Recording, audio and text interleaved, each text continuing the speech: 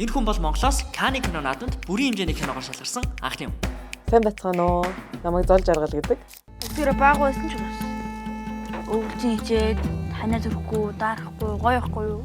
Их энэ өгүүлбэрээс эхлэлтэй баагаа олгосон кино Канны кино наадмын Uncertain Regard төрөл шалгарч өөрсдийн сонсохыг хүссэн дуулага дэлхийн нийтэд түгэж чадлаа. Зоро өөрийнхөө түүхээс сэдэвлэн энэхүү кинон дээр 6 жилийн хугацаанд ажилласан бөгөөд яагаад энэ нэг хугацааг энэхүү кинон дээр зарцуулсан бэ гэдэгтээ хамтдаа танилццгаая. Түүнийг Монголдо ирээд Японы мэдээллийн технологийн компанид ажилладаг байх үед нь 2017 оны 1 сард утааны эсрэг жигсаал болжээ. Уг нь Зоро ч гэсэндээ утааг арилгах, утааг орчинд амьдрахыг чин сэтгэлээсээ хүсдэгч нүүрс төлөхгүй байх сонголт тухайн үед түндэсэнгүй. Тэр жигсаал нь нэг талаасаа утааны эсрэг жигсаал боловч нөгөө талаас гэр орооллынхныг үзэн ядах жигсаал байсныг хараад Зорогийн дотор асар их гомдол төржээ. Учир нь тэрээр 13 настайгаас хойш зүүнслэгээс хотын төв рүү өдөр бүр хичээлдээ явах бүртээ нийгмийн ялгаатай байдлыг бүх сэтгэл зүрхээрээ мэдэрдэг байжээ. Түүний хувьд утааны жинхэнэ шалтгаан нь гэр ороолтоо биш, харин ядууралт тэгш бус боловсролт байдгийг мэддэг учраас баагаа олгосон киноны зохиолын анхны үйлбэрийг 2017 онд бичжээ. Энэхүү анхны үйлбэрээ барьж явсаар Японы кино зохиол хөгжүүлэлтийн Талент Токио оролтоонд оролцож төрүүлснээр киногоо хийх уран зоригийг олж авчээ. Энэхүү хэд хэдэн олон улсын хэмжээний хөтөлбөрүүдэд хамрагдаж зохиолоо хөгжүүлсээр мөн тэр завсарт нь 3 богино хэмжээний кино хийж туршлага хөрвүүлжээ. 2021 оны өвөл хасах 35 хэмд 30 монгол уран бүтээлчид баагаа олгосон киноны зургийг авч дуусгажээ.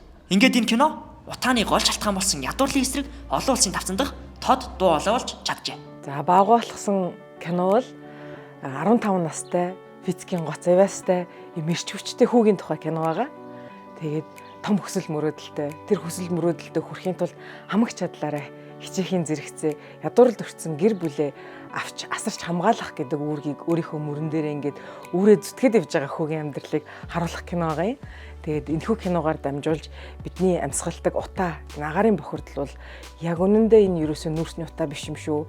Энэ бол бид нар ахын дүүсийнхээ ядуурлаар амьсгалаад байна шүү гэдгийг энэ киногаар дамжуулж харуулахыг хүссэн. Тэгээд зөвхөн асуудлыг харуулаад зогсоогүй шийдлийг нь бас харуулсан байгаа. Ядуурлаас гарах хамгийн сайн хурдтай арга бол чанартай сайн боловсрал юм. Гэхдээ харамсалтай нь сайн боловсрал гэдэг бол хүүхэд бүрт тэгш хүртээмжтэй юм олгогдохгүй байгаа.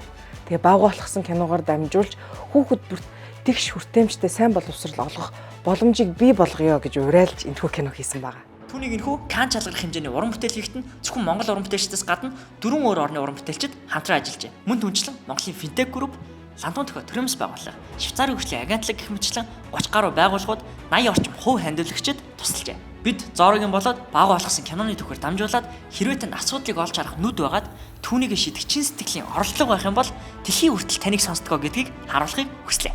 Хэрвээ та бүхэнд Норгийн бичлэгүүд таалагддаг бол Норгийн Instagram хаягийг дагаарай. Norg Stories 3 дахь улирлын 6 дахь дугаар байлаа.